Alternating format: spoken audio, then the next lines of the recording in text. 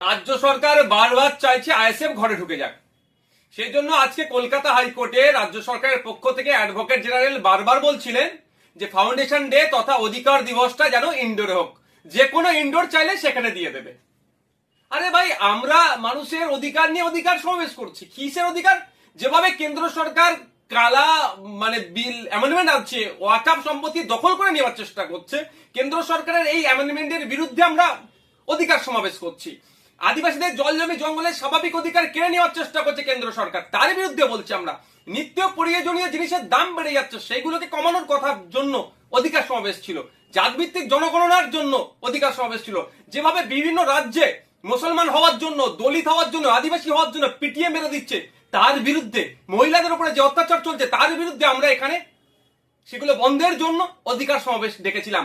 আমাদের বাড়ির মেয়ে তিলোত্তমার সাথে যেভাবে অন্যায় হলো, তার প্রকৃত যারা এই এর সাথে যুক্ত প্রত্যেকের সর্বোচ্চ শাস্তির জন্য আমরা অধিকার সমাবেশ ডেকেছি।